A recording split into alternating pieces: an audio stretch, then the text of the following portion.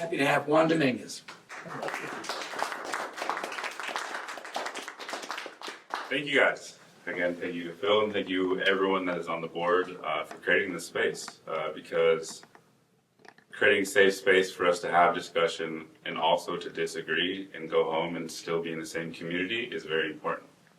And I know that this topic is kind of a hard topic for some people, but also living with what happened to people in this area lives in me today, and that's not easy to live with.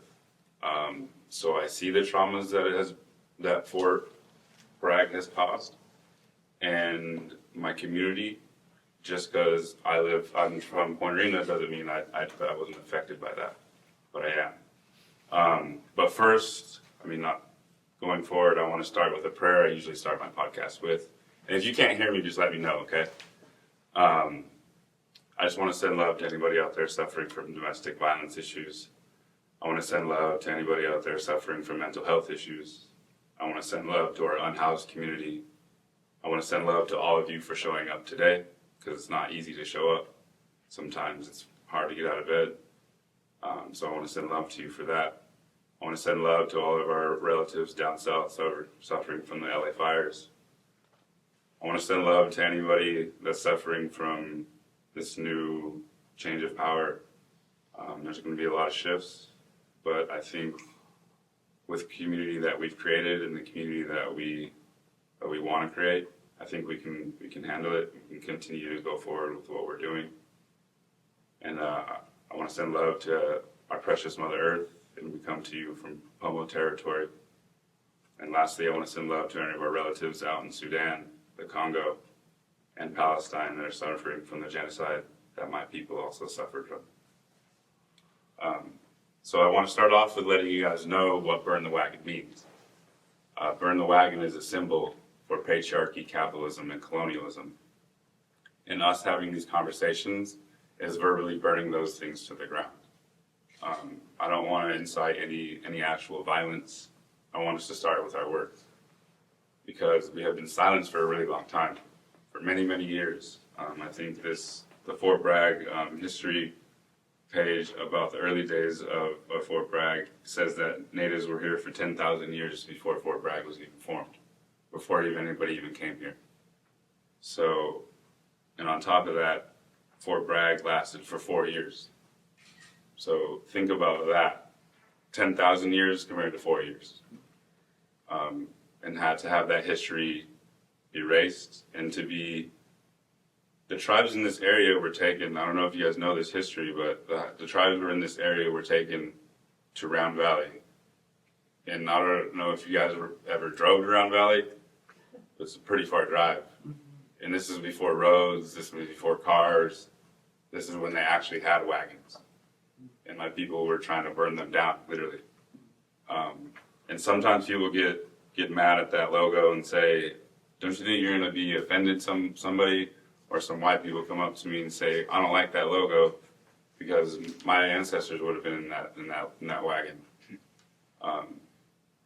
But like them looking at it and their feelings are hurt at the moment, and like I said earlier, your feelings are hurting, right? But my feelings and my soul, my DNA, everything inside me hurts from what happened to me from those wagons.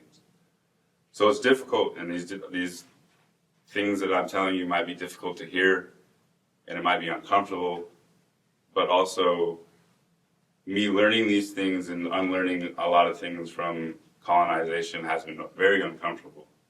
I've had to get in a lot of uncomfortable situations. I've been taught a lot of toxic masculine things that I want to get rid of in my life. And coming to have the conversations with those things has been very uncomfortable. And I don't want to do it sometimes. And I got up today because I work with youth teaching social emotional learning, and it was a rough day. It was really hard. The kids are really what bring you back. And being in those spaces where they're very innocent, they don't know anything. They know things, but they're pure. And in my tribe, that when we're really wanting prayers to be had and put out there, we bring in the children and let them dance and let them do their things, because they haven't been pressured with all these societal things that they need to do, or body issues, or feminine issues, or masculine issues, or whatever it may be. They're not having to deal with that yet. They're very pure in their thoughts and their prayers, and they just live and they're innocent. So to be working with these youth, it's very important for me, and to be teaching the social emotional learning is another thing that's very important, because think about, I mean, my generation wasn't taught emotions. And I know a lot of my friends went to prison. A lot of my friends are even dead, are heavy into drug addiction.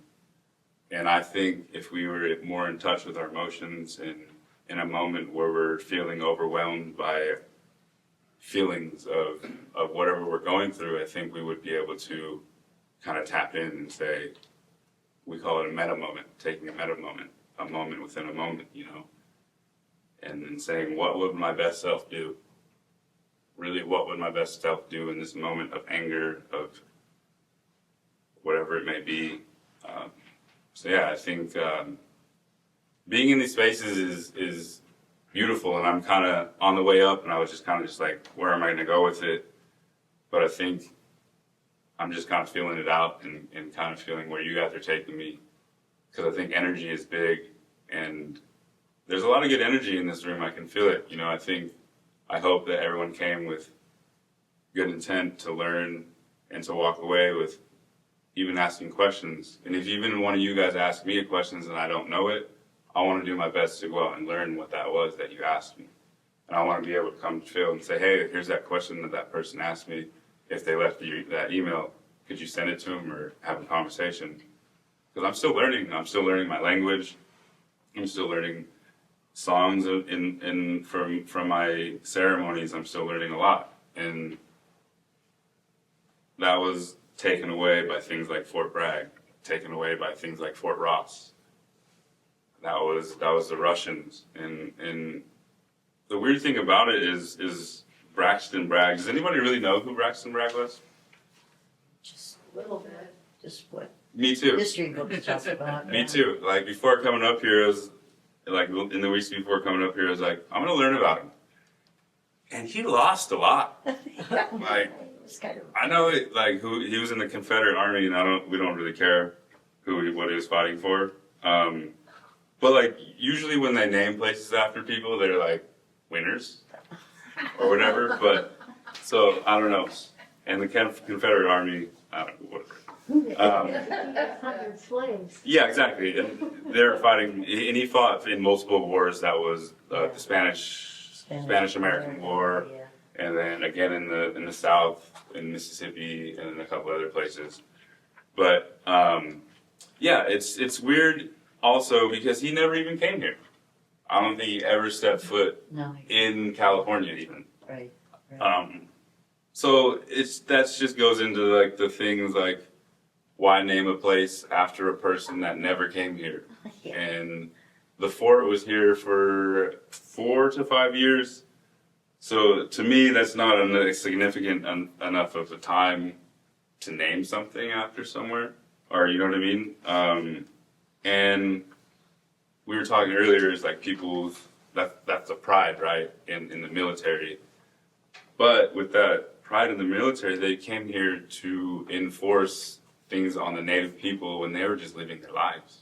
For, like I said, 10,000 years, just living their lives in a space, eating fruits or vegetables or whatever it was going on, weaving their baskets, going fishing, going hunting peacefully with no societal norms pushed on them, just living in life. And that's what I hope for all of us with this burning down the wagon. That's capitalism, patriarchy, and colonialism. I think if we verbally burn those things to the ground and start to change things within our governmental systems, I really think all of us, no matter where you come from, if you're white, black, whatever it may be, I truly believe we're going to live better lives without a capitalistic society, without taking everything from the earth. And I mean, the earth is telling us right now, but think about like in Santa Cruz, there was tornadoes. I think one of the lithium mines just caught on fire. The fires in LA the earth is telling us that we need to look at what we're focused on, right? A lot of these things are focused on money. So I believe if we get back to native life ways of taking care of these earths, I'm hoping that these fires will stop happening. And if I'm wrong, then I'm wrong. But I think indigenous history has shown that that's not wrong. So yeah, I think if we kind of get back to those life ways, we can all live better lives and all live in a society that doesn't have $12 eggs or whatever it may be. You know, I know certain people said they were going to have those prices down the first day in office.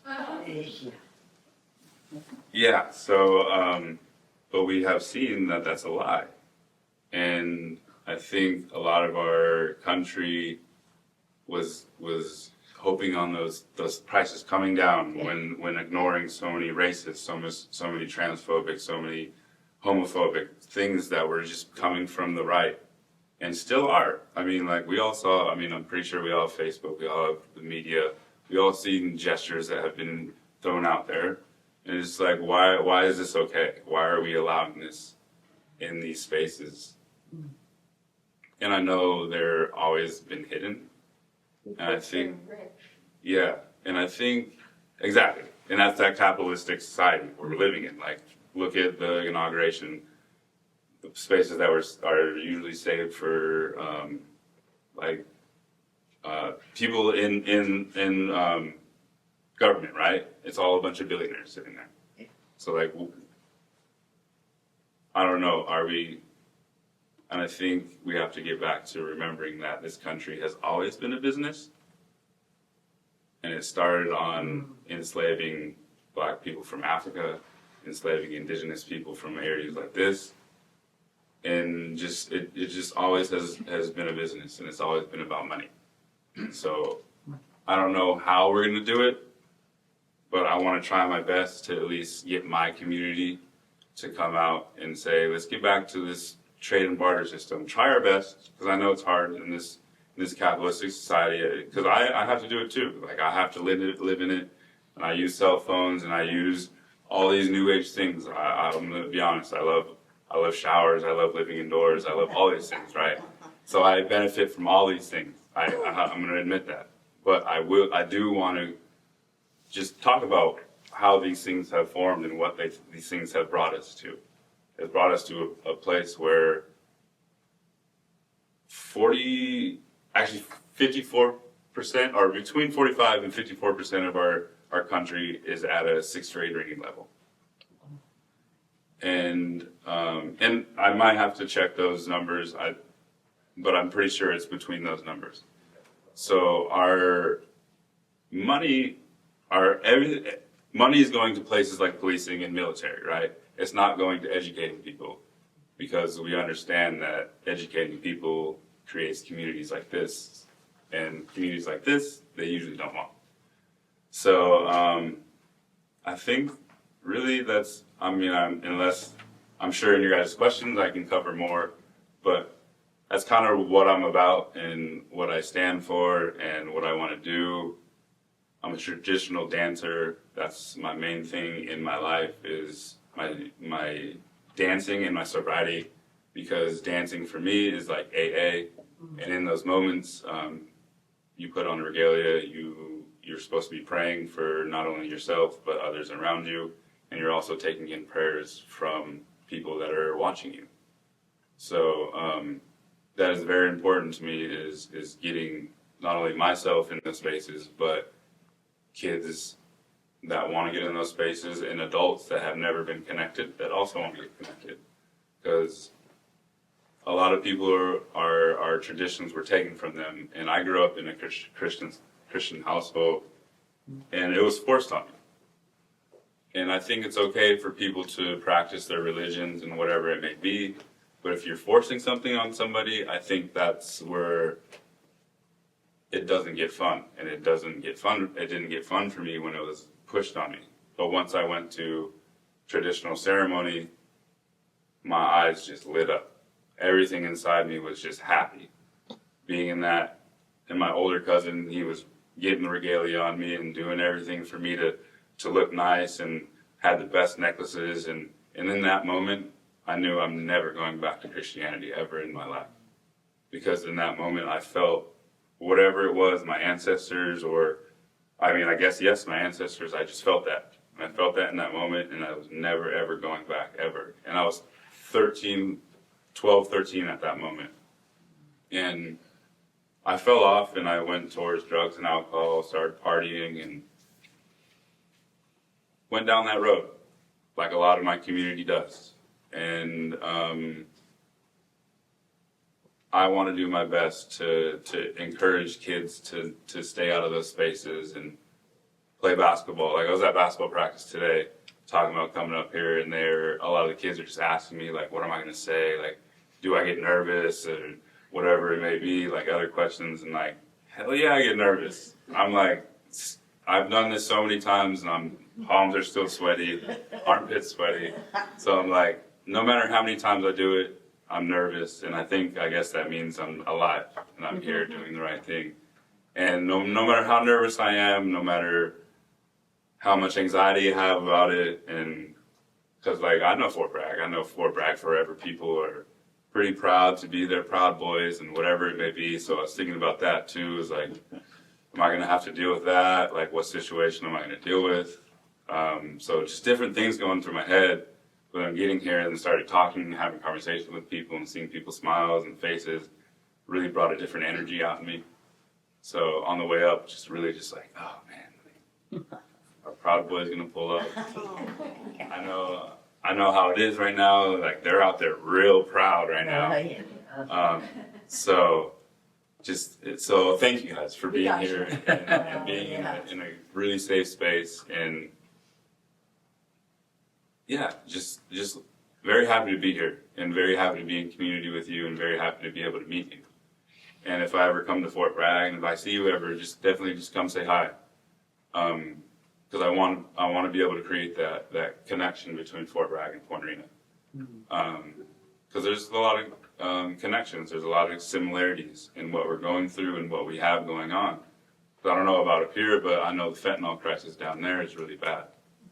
And I want to do what I want. I can do my best, without physical force, putting these drug dealers off the res or out of the town, because like, it's ruining our town. It really is. And we're talking a lot about a lot of abandoned buildings, and I come up to places like Fort Bragg and Mendocino, and it's like, man, these places are popping. Like, there's tourists, there's shops, people have jobs, people are eating good food. Like, how can I create that in my town? How can I change the name of Fort Bragg to my town? How can I bring that to Fort Ross? Because I don't think that's been a conversation yet, right? How can we work on getting that land back to the Acheya Pomo? So this is just like really creating a lot of ideas in my head going forward and going home, and I'm just going to be able to keep this for a long time. Because before in my life, I waste my time in bars or parties or wherever it may be, and that didn't have the same energy as today. Like, the energy that everyone's being able to bring here and hopefully we're going to be able to take home and give to people tomorrow is much better, and I'm going to remember that for the rest of my life. And all of our ancestors are tapped in right now, no matter where you're from. And I understand some of this conversation might be difficult, but your ancestors push you to be here in this community, in this moment, and push you to come here and learn, even if it is uncomfortable. They wanted you to be here. So remember that.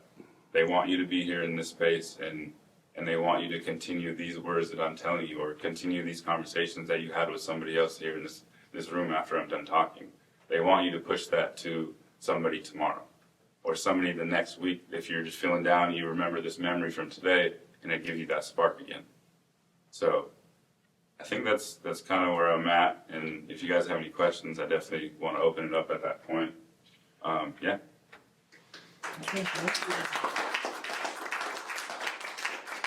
Welcome, Peter.